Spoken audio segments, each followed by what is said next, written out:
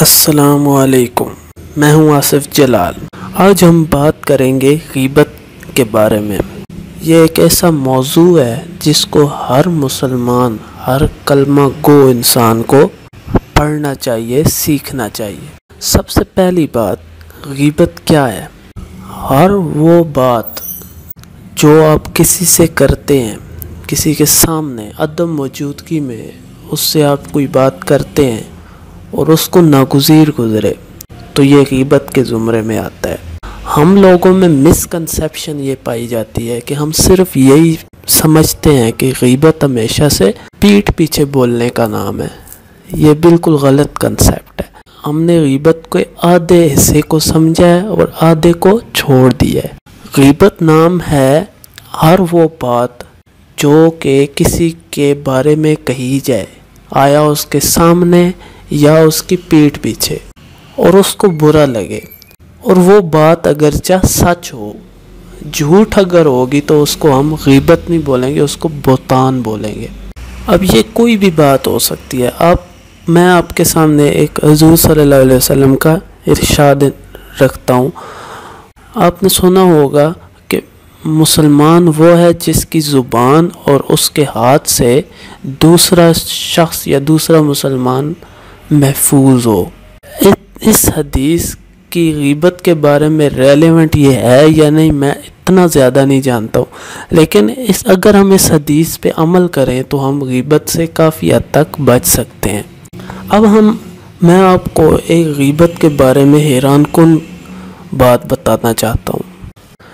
جب آپ کسی غیبت کرتے ہیں کسی کی، تو آپ اپنی نیکیاں دوسروں کے اکاؤنٹ میں منتقل کر دیتے ہیں۔ اگر آپ کے پاس نیکیاں نہیں ہیں تو آپ کا گناہوں کا پلہ بھاری کر دیا جاتا ہے۔ یہ کتنی عجیب بات ہے کہ ہم اپنے بینک اکاؤنٹ سے 1 روپیہ بھی کسی کو بلا وجہ ٹرانسفر نہیں کرتے ہیں، لیکن کم از کم ہم کسی اپنے دشمن کو نہیں بھیجتے ہیں، یا ایسے شخص کو ہم 1 روپیہ بھی نہیں بھیجنا چاہتے ہیں جو ہمیں نقصان پہنچائے، جو ہم پہ ظلم کرے۔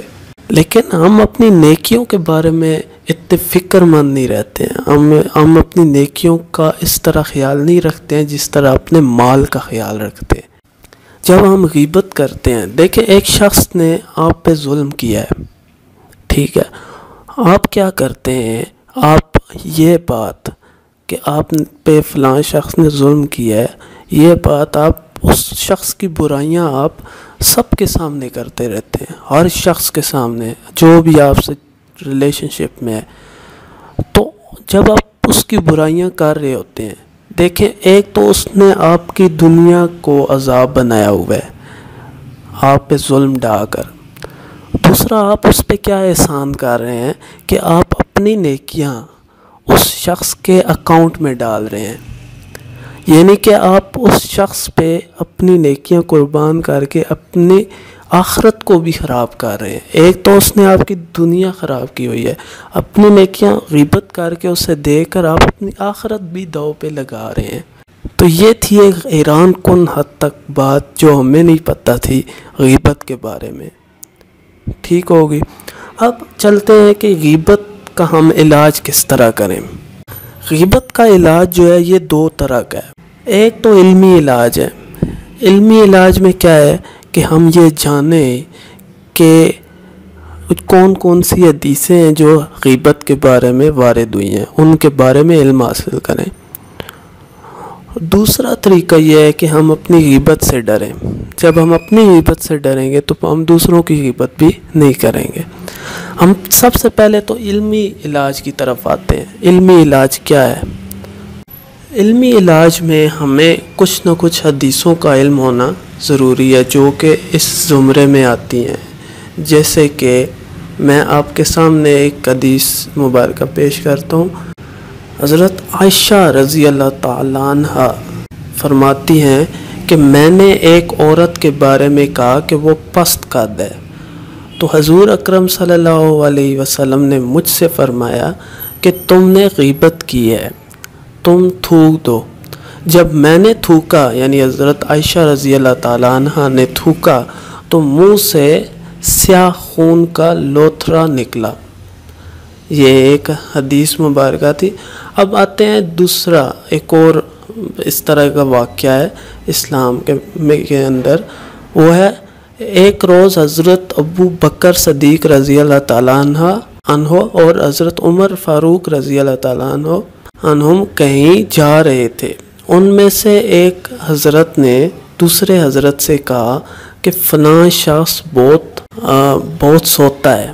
جب حضور اکرم صلی اللہ علیہ وسلم کی خدمت میں حاضر ہوئے تو ان حضرات نے سالن طلب کیا، تو حضور صلی اللہ علیہ وسلم نے فرمایا تم سالن تو کھا چکے ہو۔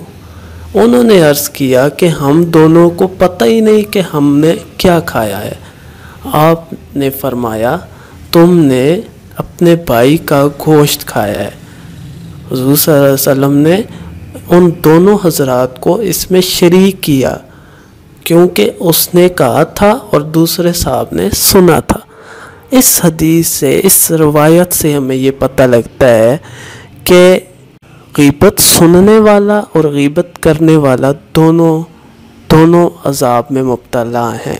تو ہمیں اگر کوئی شخص غیبت کر رہا ہے تو اس کو دل سے برا جانیے، منہ سے برا کہیں یا نہیں کہیں یہ میٹر نہیں کرتا ہے، آپ اس کو دل سے برا جانیں۔ اگر آپ منہ سے کہہ رہے ہیں دل سے برا نہیں جان رہے ہیں تو آپ پھر بھی آپ کا کوئی فائدہ نہیں ہے۔ فائدہ تب بھی ہے کہ آپ اسے دل سے برا کہیں تو آپ بچ جائیں گے، ورنہ آپ بھی اسی میں شامل ہو جائیں گے۔ تو ایک تو علمی علاج تھا، اس میں ہم نے یہ دیکھ لیا۔ مزید یہ ہے کہ ہمیں یہ جانیں، علمی علاج کے اندر یہ بھی ہے کہ ہم یہ بھی جانیں کہ ہم غیبت کرتے کیوں ہیں، ہم کب کن سچویشنز پہ غیبت کرتے ہیں، ان کو جانیں پرکھیں۔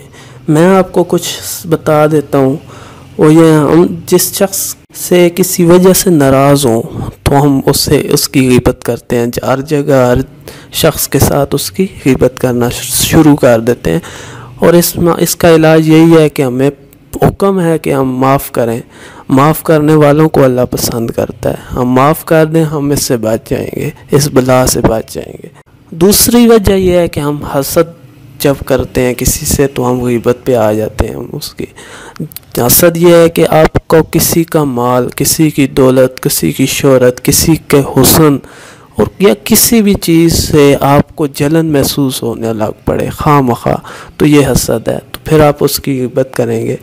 تو اس سے بھی بچنے کا یہی طریقہ ہے کہ ہم اللہ پہ یقین رکھیں، اگر اس شخص کے پاس ہے تو آپ کو بھی ملے گا، اگر آپ کے پاس نہیں ہے تو اس میں اللہ تعالیٰ کی کوئی بہتری ہوگی، ہمارے لیے وہ چیز ٹھیک نہیں ہوگی، اس لیے ہمیں نہیں ملی ہے، اس شخص کے لیے ٹھیک تھی، اسے اللہ تعالیٰ نے عطا کی ہے۔ وہ رازق ہے، وہ کبھی کسی کو جو ہے بھوکا نہیں مرنے دیتا ہے۔ اب آتے ہیں اس طرف کہ غیبت کن موقعوں پہ کی جا سکتی ہے، یا اسلام نے غیبت کرنے کو کچھ خاص جگہ پہ اجازت دی ہے۔ وہ جگہ یہ ہیں کہ ایک تو یہ ہے کہ اگر آپ پہ ظلم ہو رہا ہے تو آپ غیبت کر سکتے ہیں، لیکن کیسے؟ آپ پہ ظلم کیا جا رہا ہے کسی شخص کسی کے تھرو، تو آپ اس طرح غیبت کر سکتے ہیں کہ آپ کسی اتھارٹی والے بندے کو جا کر یا اتھارٹی والی آرگنائزیشن کو جا کر اپنا اس بندے کے بارے میں جو بھی وہ آپ سے زیادتی کر رہا ہے وہ آپ ان کو بتائیں، جو اتھارٹی رکھتے ہیں یا جن کے بارے میں آپ کو پتہ ہے کہ اس شخص کو بتائی جائے گی تو یہ میرے بارے میں میرے حق میں بولے گا یا مجھے اس کے ظلم سے بچا دے گا، ٹھیک ہے؟ وہ کوئی شخص بھی ہو سکتا ہے، کوئی عدالت بھی ہو سکتی ہے، کچھ بھی ہے، یا پولیس کا ادارہ بھی ہے۔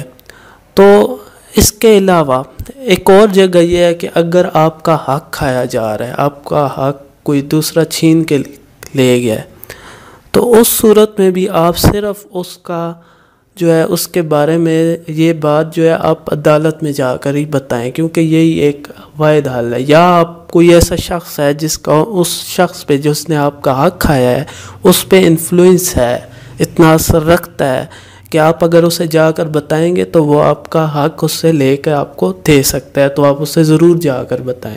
دوسرا یہ نہیں ہے کہ آپ ہر شخص کے اپنے ہر ریلیشن شپ والے بندے کو، اپنے دوستوں کو، اپنے ہر شخص کو، اپنے ہر عزیز کو اس شخص کے بارے میں برا بھلا کہتے رہیں۔ ایک دیکھیں وہ آپ کا ظلم بھی کھا رہا ہے، آپ کا حق بھی کھا رہا ہے، دوسرا آپ اسے اپنی نیکیاں دیتے جائیں گے، تو یہ ٹھیک نہیں ہے۔ آپ نے صرف اسے بتانا ہے جو اتھارٹی رکھتا ہے۔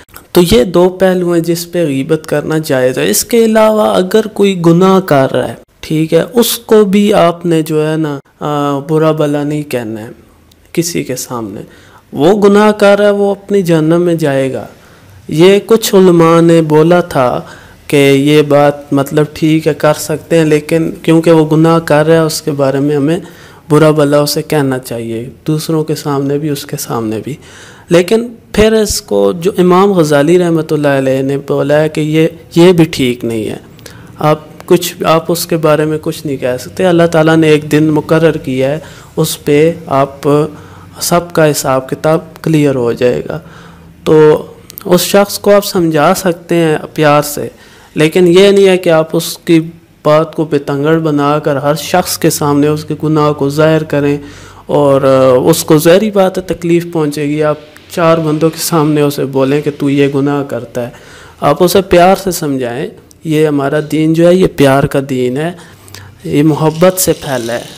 یہ آپ حضور صلی اللہ علیہ وسلم کی زندگی کو دیکھیں، انہوں نے کبھی کسی کو زبردستی، کسی گناہ کرنے والے کو بھی زبردستی کچھ نہیں بولا ہے، انہوں نے محبت سے دین کو پھیلایا ہے۔ تو اس میں کوشش کیجئے کہ آپ کسی کو اس طرح نہ کیجئے۔ یہ میں جو باتیں کہہ رہا تھا، یہ غیبت کی جتنا بھی ٹاپک آج بیان کیا ہے، یہ سارا کیمیائی سعادت کی بک سے لیا گیا ہے۔ اگر آپ انٹرسٹڈ ہیں، بلکہ میں آپ کو ضرور کہوں گا کہ آپ جائیں، آپ PDF فارم میں اویلیبل ہے، فری میں ہے، آپ گوگل پہ لکھیں کیمیائی سعادت تو آپ کو فری میں ملے گی۔ آپ نے ڈاؤن لوڈ کرنی ہے اور اس ٹاپک کو مزید دیکھنا ہے، ادھر بہت تفصیل سے لکھا ہے، میں نے جسٹ ایک سمری بیان کی ہے۔ تو یہ کچھ باتیں تھیں جو بڑی اہم تھی۔ مجھے امید ہے کہ آپ کو یہ ویڈیو پسند آئی ہے اور اس کو شیئر کی